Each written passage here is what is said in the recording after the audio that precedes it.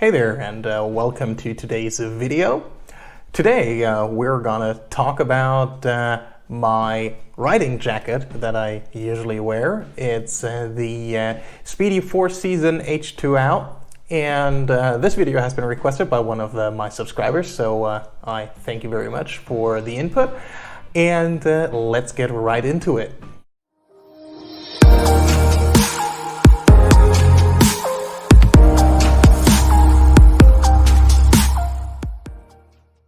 So, to give you guys just a quick overview what the jacket is that we're looking at here, I'm on the Spidi website, and it is this jacket, the Spidi 4-season H2Out.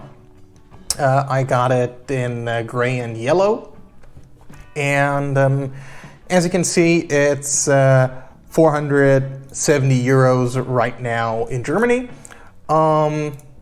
And I also have the pants that come with it, or they don't come with it, but they belong together. It's the 4-season H2Out pants for 330 euros, and I also got that in the same yellow. So both together will cost about 800 euros, so that's about in the medium price bracket. I'd say you can of course spend less. You can also easily spend 800 euros or more alone on the jacket, and then with the pants you will easily crack 1,000 euros. So it's kind of in the medium range, and I think for that price it actually gives you a lot of very cool features, but let's check it out. Alright, here we go. Let's start with the jacket. Now in this jacket the waterproof membrane is separate from the outer shell, so the outer shell is really just the protective material, and then you have the waterproof membrane here as the first additional layer. I got it in right now. In the summertime or whenever you're expecting a dry ride, I would take it out because it improves breathability of the jacket very much. And then inside that we got the thermal layer, which is like feels like down. I don't know if down is really the material inside, but it feels like a down layer anyways, and it's really warm. And yeah, usually I just keep these two layers together and never take them apart, because usually when it's rainy it's also cold. So most of the time I have either all three layers together or just the outer shell in the summertime. To improve breathability in the summer, you can open up these vents here. Let me see if I can do that. I probably have to fix it with my knee. Better, yeah, that way. Here we go. You just open these two zippers, and then you can roll it. Of course, now that's going to be really difficult with just one hand. Give me a sec. So there you go. You definitely need two hands to do that.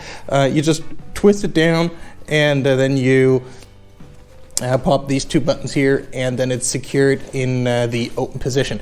As you see, it's quite, I wouldn't say difficult to open, but it's definitely nothing that you can do on the fly while riding the bike. You have to do that when stopped. Now closing is more easy. I have definitely closed the vents while riding. That wasn't an issue. You just pop these two buttons open and undo it like that, and then usually the wind will already squeeze it closed quite a bit, and then you can just zip the two zippers up and tug it in here and close the Velcro. I've done that on the fly multiple times. That's not an issue, but opening it while riding is not quite so easy. Now you have these two massive patches that you can open for the airflow, and that helps a great deal in the summertime. For me, really the main objective when buying this jacket and pants combo was the summer breathability, because I know everybody's different. Some people don't like heat, some people don't like cold. I don't have that much of an issue in the cold. I do really suffer when it's hot though. So for me, summer breathability is one of the biggest issues. and that's one of the reasons I gravitated towards this jacket and pants combo. So, and it works really well. So you have these two huge panels that you can open. Also here you have zippers here on the arms where you can open. You can open it all the way down to the wrist to have this whole thing open here. So you get a lot of breathability there as well.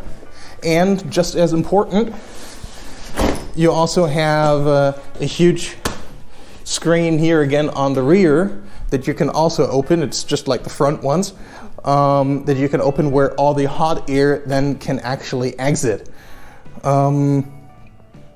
So that's also important. You don't just need, fresh air coming in. You also need a way for the hot air to exit. Otherwise, it doesn't work at all. So yeah. Now, one thing I added to the jacket as protective equipment is the back protector. It doesn't come with the back protector as standard. You have to order that additionally, and I think it was about 90 euros for the back protector. There's two different ones.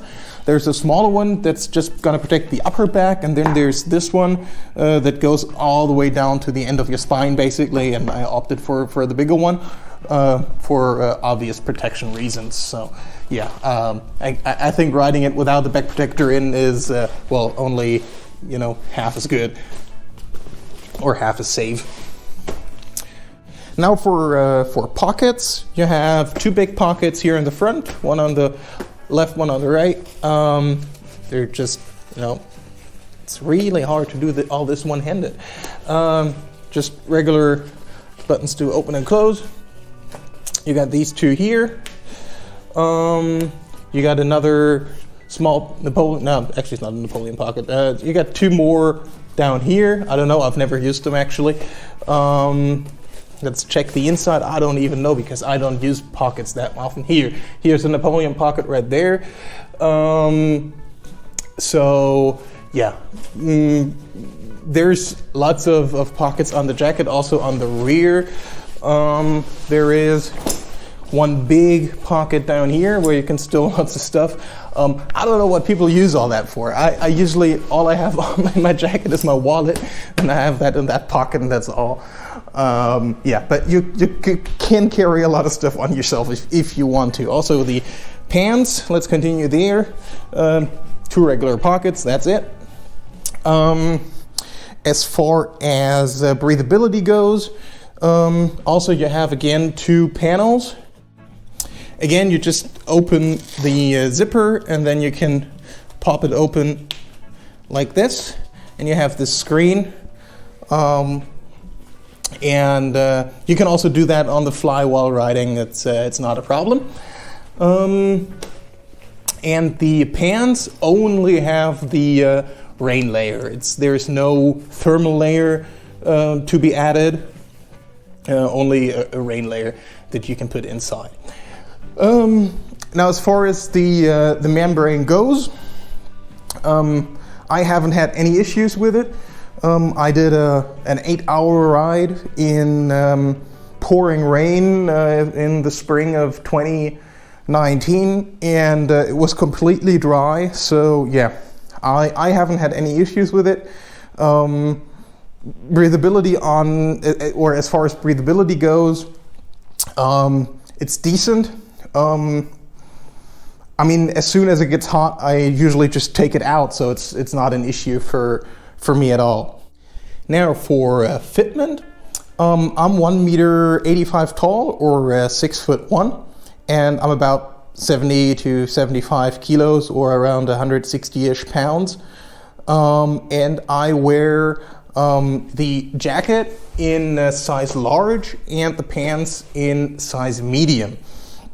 I first had it all in size medium because I'm rather skinny, so usually a size medium fits me better, but then the arms were just too short for my arms, so I had to upsize the jacket by one size. And you can then taper the jacket very much to your own fitment requirements. You have two straps with Velcro here on each arm, and also two here on the side of the jacket itself, on either side, so you can then tighten it up to fit your body quite nicely. Also, when taking in or out the inner linings, you will usually have to adjust the fitment for that. So yeah. Fitment on the pants is just like that. Also, just two Velcro adjustable straps here on either side of the pants. Very easy to adjust. Never had a problem with any of it. Now, as far as the quality of the jacket is concerned, you can see it's quite dirty. I use it and I abuse it quite a lot. I have it for 2 riding seasons now, and it has seen about 20,000 kilometers of use in those 2 years.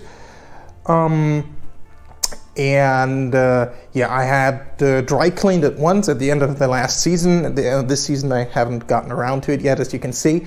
And that's basically all I've done to it after dry cleaning. I had one of these, I don't even know if that's the correct word, impregnation sprays, where you can, so that the water repellent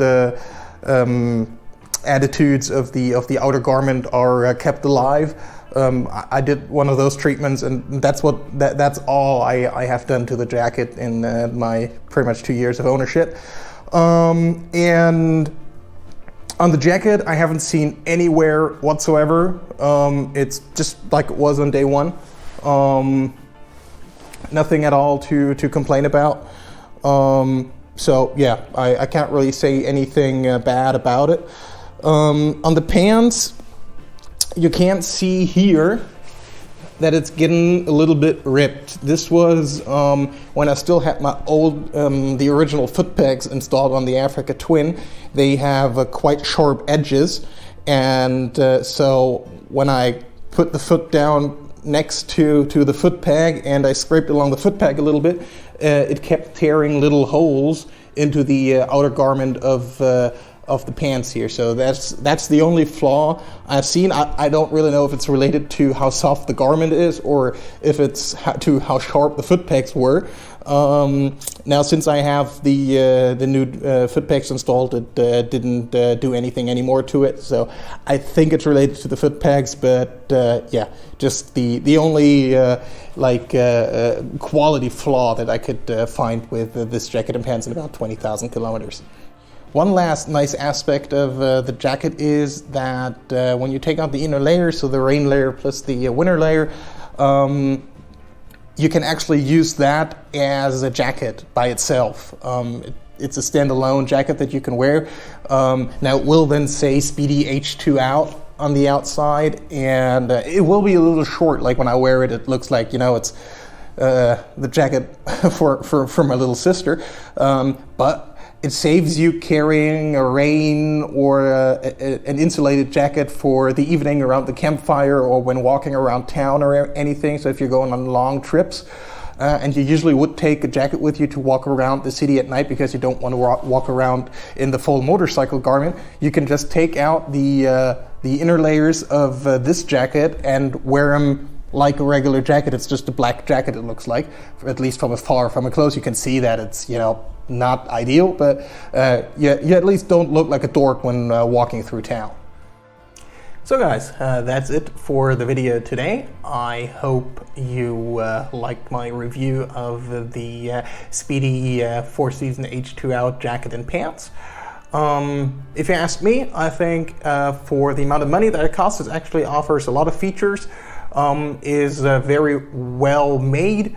And especially if you're a guy like me who doesn't stand the heat very well and likes to keep cool, then I think it's a very good option, just because it flows a lot of air, and for especially that reason, I would recommend it. Overall, if you enjoyed this video, I would think it's really cool if you could subscribe to the channel so that we can grow it a bit.